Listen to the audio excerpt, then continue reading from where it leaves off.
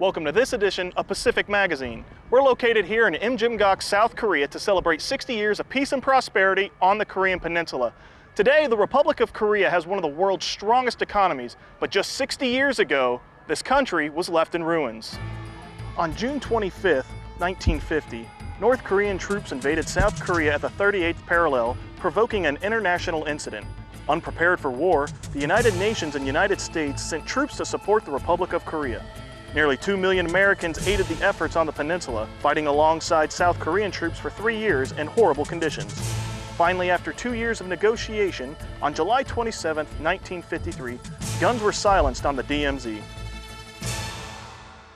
Well, first off, I think the armistice established the procedures to have an immediate ceasefire and a separation of forces. And that separation of forces allowed for the time to, one, prevent another war from occurring. And that's what 60 years has meant. And it's also allowed for stability on the Korean Peninsula. For the United States, we had a large number of forces over here. And today we have 28,500. Because the ROCs have assumed the day-to-day operations along the demilitarized zone, with the exception of one small sector where we have a U.S. battalion that's combined with the ROCs, and it's at Panmunjom. It's allowed, the Republic of Korea to take advantage of the opportunity to become a world leader and a world partner on the economic front,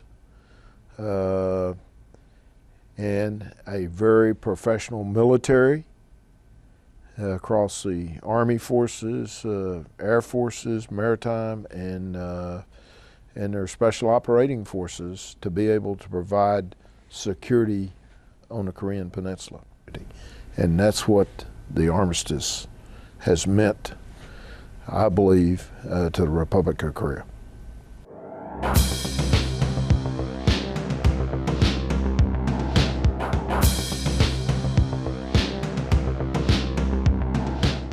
The signing of this agreement marks the beginning of the ROC-US alliance, which has grown into one of the world's strongest alliances.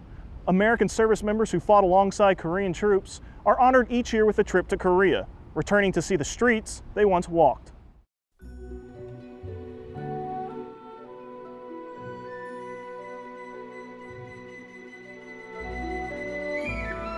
What these people have done with this country is just unbelievable.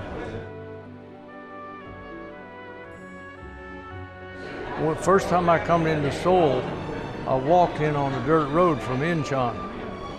And this time, the first time I come back, we drove in a state-of-the-art bus, you know, with all this traffic. And it's, somebody said that somebody your age cannot believe what it was like or imagine. And somebody my age, you know, can't believe what it's like now. The big difference and the contrast, what these people have done. As the country started rebuilding after the war, the military focused on strengthening and expanding its war-fighting capabilities. I think it's extremely important. And like that fellow just said a little bit ago, the difference between the ROC Army then was they just, well, we weren't any better prepared than they were. I don't know if you realize it, but we weren't prepared for the war. Equipment-wise, we had summer equipment and fighting in 40 degree below zero. And so the development of both armies is remarkable. The South Korean Army has a reputation now of some of the best soldiers in the world. And Leo is grateful to see with his own eyes. I just appreciate the opportunity to come here. The Korean government has been very good to us. And to see the Korean people and the respect they show for us and the other guys is awesome. After catching up on the last 60 years, the veterans came here to the Korean War Memorial where their history is written on the walls. That's a 60 millimeter, that's an 81. Worst thing you want to happen, this is a team, I was on a motor team, is drop around in there and you hear a pop, but nothing comes out. That means you got a live round in there somewhere. In those days, what we'd do, one guy, put your hands up here, make sure you don't touch that tip, and then disconnect it there and raise the barrel up, and you could hear it coming. Slide out the barrel, and you just lift it out. That was always scary stuff. Yeah, but we used to, because that thing would dig into the ground. See, when you fired, it dig in and break logs. So what we did, we made out of cast rolled steel, a big blade plate, put it under that, and it wouldn't go down so far. But that was the heavy part. That's what took to carry. People have a lot of different opinions about MacArthur. He was in the ship that is taken. That's that what he right? was telling us. Wow.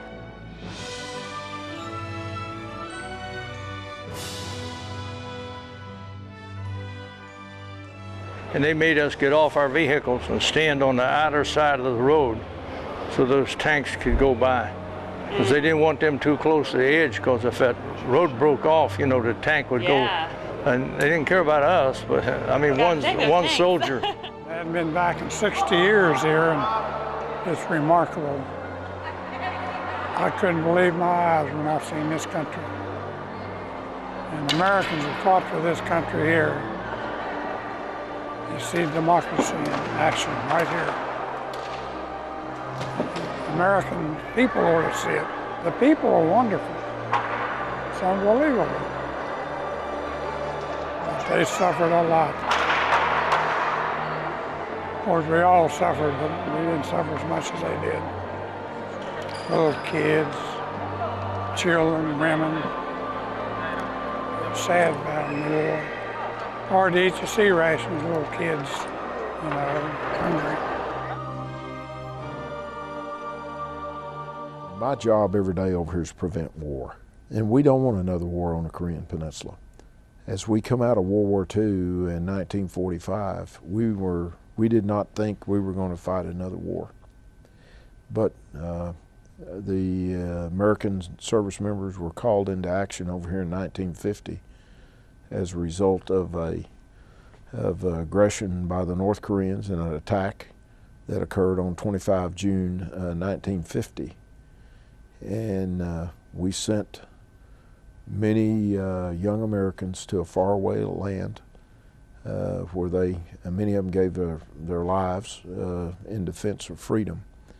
And when you look around and look at Seoul today, 24.5 million people, what you see is a thriving economy, and you see people that are free, and you see a country that took advantage of an opportunity to succeed and make themselves better. And today, the Republic of Korea is the number 12th economy in the world. They are a contributing nation as a global partner in many of the conflicts we've been in.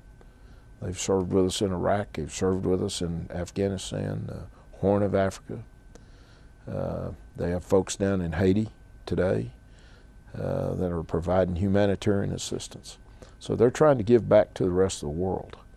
It just shows what it means to be globally engaged and to protect other people so they may have a prosperous life in the future. And again, the Republic of Korea and the Korean people took advantage of that opportunity.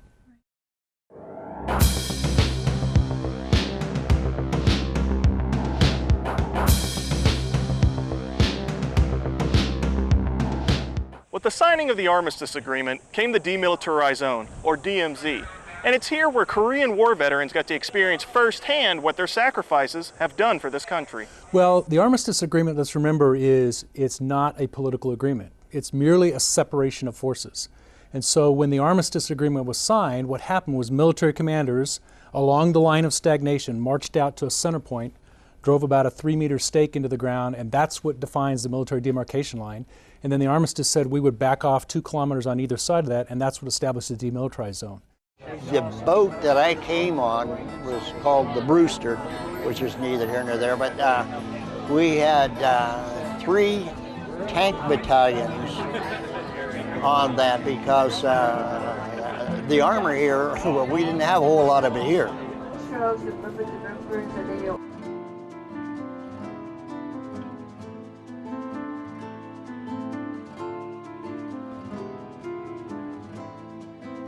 The Korean War veterans got to take a trip to the Joint Security Area, a part of the DMZ, and it's here where they get to look directly across into North Korean territory.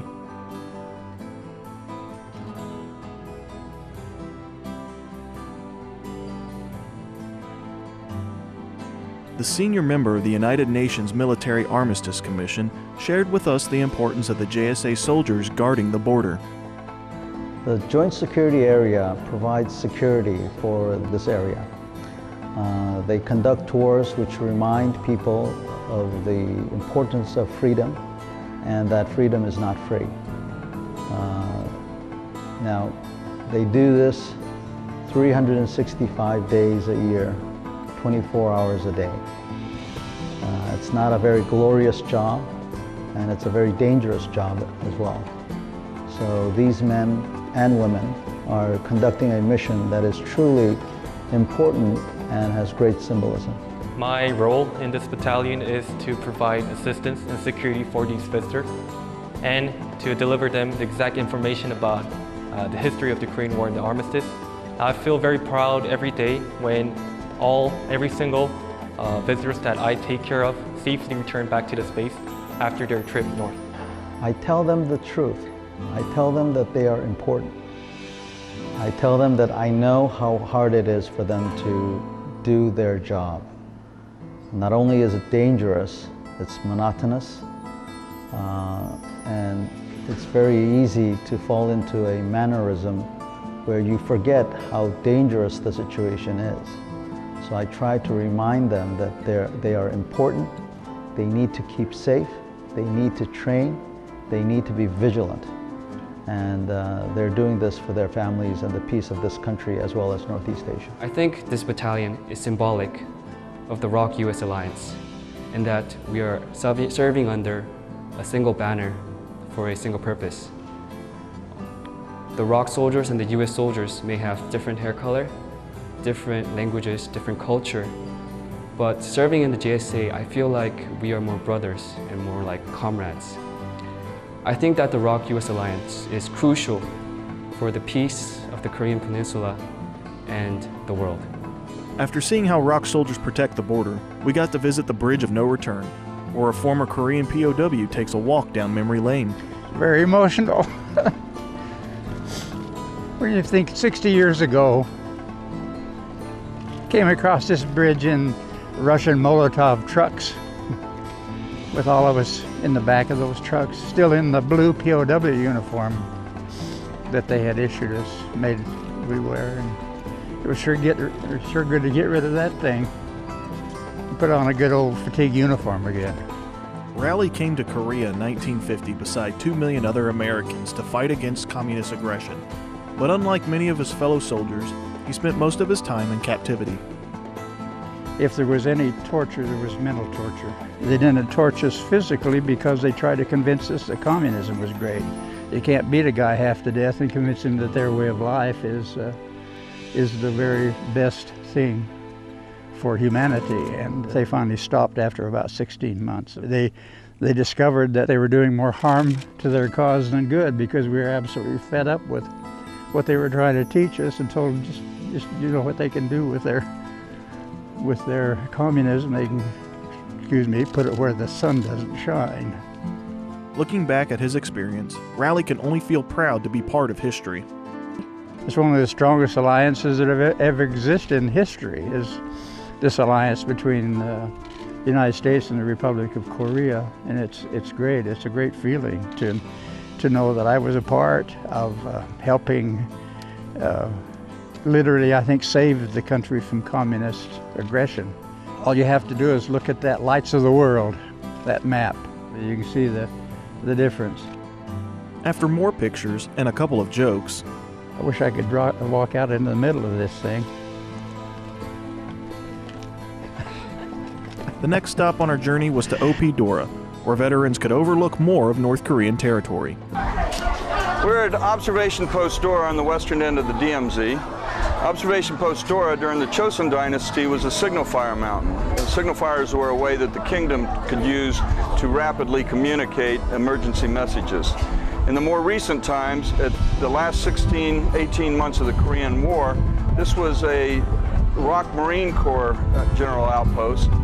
After the armistice was signed, this area to our front, between here and the military demarcation line, is this place where the POWs, the Chinese and North Korean POWs that did not want to be returned, were kept for interrogation by the Chinese and North Korean officers. These days, it's a working ROK Army guard post within the DMZ, and it is also one of 12 civilian security education sites in or along the DMZ or the Han River estuary. These are sites where civilians can come up on security education tours and learn more about the security situation here on the Korean Peninsula. First off, we're proud of their service, and they will never be forgotten. During that era, many of the folks, it was termed a forgotten war. And when we send service members into harm's way, we have an obligation, one, that we never forget them, and the folks that we send into harm's way, that they know the real reason of why they're going into a situation which may result in them being seriously wounded, or they may lose their life.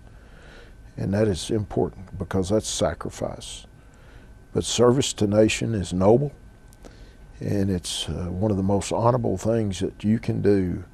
And I think we've got to show our debt of gratitude and appreciation for our veterans. And it's not only on the U.S. side, it's the ROK, and it's also many of the sending nations.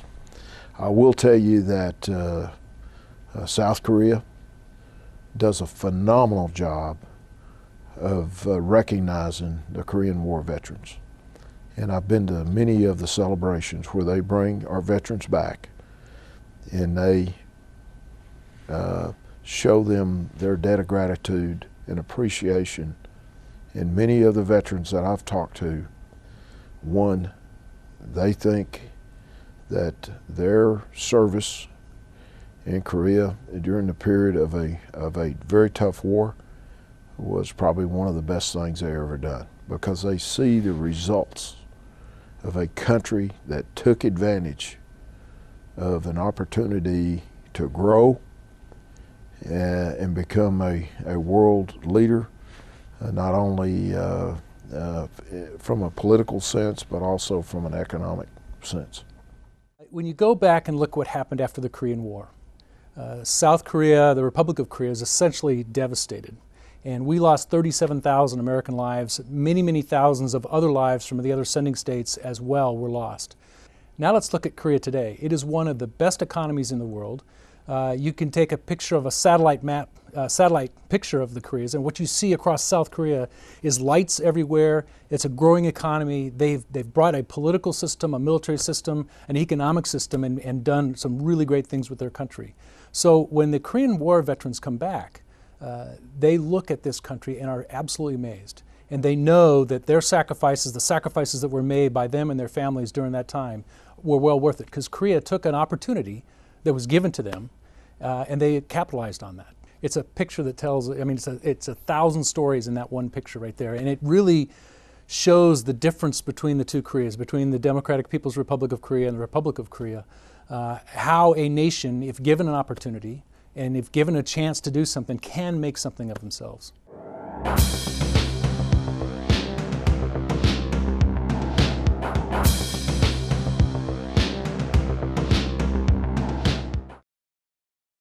People all around the Republic of Korea take part in celebrations to commemorate the 60th anniversary of the armistice. These 21 flags represent 21 countries, a coalition that stood against a common foe. This ceremony represents the start of the Korean War. I present sincere gratitude on behalf of all the people of the Republic of Korea to the veterans of the UN forces and all distinguished guests that have visited Korea to participate in this event. The Korean War, which broke out due to North Korean invasion, is neither the forgotten war nor a war that can be forgotten. We should maintain our sense of security so we will never have to experience the scars of war again. ROK soldiers performed the promise, showing the vow soldiers made to defend their country. You are our heroes. We are always remembered. Over at Camp Boniface, about 100 U.S. and ROK soldiers along with Korean nationals commemorate the ceasefire with the second annual Freedom Victory celebration.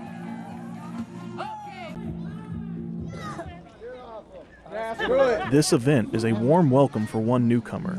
He says the best part is just being outside, not working, just having a good time, fun time. Although water gun fights and dance performances are fun, this Louisiana native understands why interacting with local Korean community is important. It shows what we're here for, and it shows the rest of the country what we're here for. It reminds me of all those that came here before and all the sacrifices that they went through, and to know that there are good soldiers continuing that tradition on and improving on it. For these soldiers stationed on freedom's final frontier, this is a great morale boost. If we don't get a slice of what we're doing this for, then we kind of start to forget. So it's important to have these events so we remember. That's your video.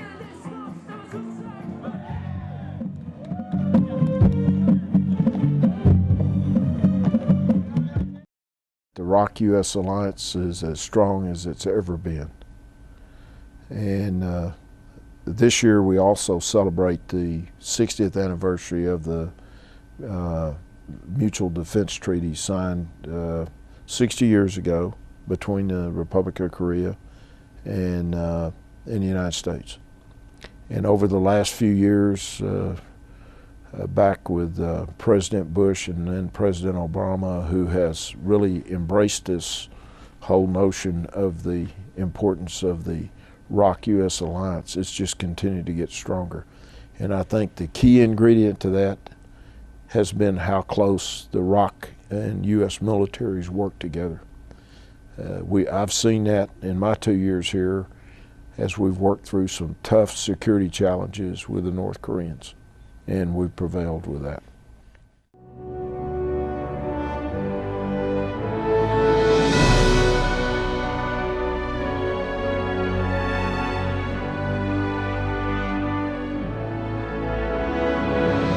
Major George Andrew Davis Jr. was assigned as commander of the 334th Fighter Squadron during the Korean War. During a flight on February 10, 1952, Major Davis and his crew spotted 12 enemy aircraft speeding toward an area where fighter bombers were conducting operations. Major Davis flew at the enemy formation, singling out and destroying an enemy aircraft while under constant fire. During another attack, his aircraft took a direct hit, spun out of control, and crashed into a mountain. Major Davis was awarded the Medal of Honor for his bold attack, allowing the fighter bombers a successful mission. Major George Andrew Davis Jr., a Pacific hero.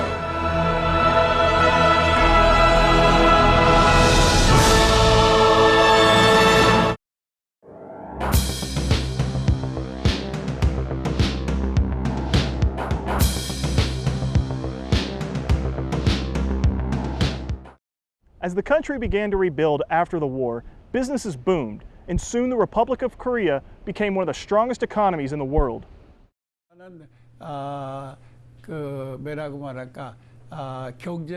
South Korea was in economic difficulty after the Korean War. But for 60 years, since the Korean people worked hard, several countries from the UN helped us out. South Korea could become an industrial country and achieve economic growth. 정전 협정은 The Armistice Agreement was a phenomenal event for the Republic of Korea in every aspect. We experienced political stability after the ceasefire, which gave us a chance to develop our economy. The post-war period of recovery was a good opportunity for Korean companies to grow. There was a high demand for construction from the U.S. forces to rebuild South Korea, and Korean companies helped to meet that demand. These companies built up their confidence and became more competitive through this process, and this enabled them to enter the global market. Although the current system will hold up for a while, I don't think it should continue. I think we should push for reunification, and I think the ROK-US alliance plays an important role in making this happen. Reunification will contribute to the Korean economy because it will increase economy of scale. If we could use North Korea's human resources, it'll help us to advance in the global market. Reunification would also greatly decrease our national defense spending. We can save on resources and unnecessary spending that goes into ideological conflict and focus that into the economy, which will make a huge impact. These are benefits we can experience through reunification. 축적된 자신감을 가지고 해외 시장을 진출하게 되는.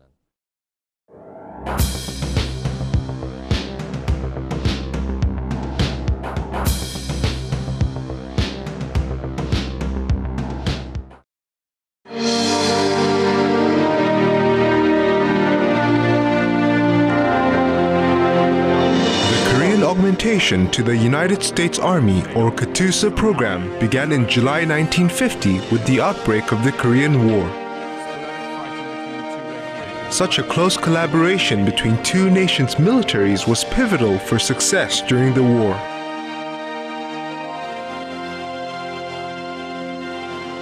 Decades have passed, but the alliance is stronger than ever. The KATUSA symbolizes the two nations' friendship and mutual support.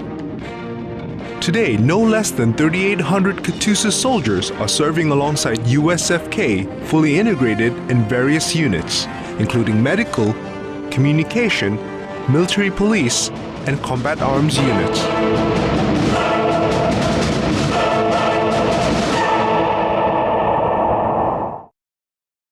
60 years ago, the Republic of Korea was a country devastated by war. But with the signing of the Armistice Agreement came new hope, giving the people an opportunity to grow and rebuild as a nation. Today, the ROK-US alliance is stronger than ever. With this bond created 60 years ago, we will maintain the peace and prosperity on this peninsula. I'm not going to use big words or become emotional, but I would just like to say thank you. It's a wonderful feeling. If I had to do over and know what I know now, I'd do the same thing. Oh, it's awesome. What these people have done with this country is just unbelievable. I think that the ROK-US alliance is crucial for the peace of the Korean Peninsula and the world. I would like to thank all the United Nations countries that came to Korea to defend us against communist aggression, but especially to Americans for sending their fathers, their uncles, their sons. I cannot express how grateful people like myself and many, many other Koreans are for the sacrifices that you have provided us. Very emotional. When you think 60 years ago, came across this bridge in Russian Molotov trucks. But on another note, look what it has done for us. Look what it has done for you. If you come to Korea, if you see Seoul, you see a city that is free and is full of hope and dynamic. And I just want to say to America that every smile that you see in Korea is because of what you did for us 63 years ago and what you have been doing for us for the past 63 years in supporting us, in being patient with us, and in having understanding towards the Republic of Korea. So, thank you.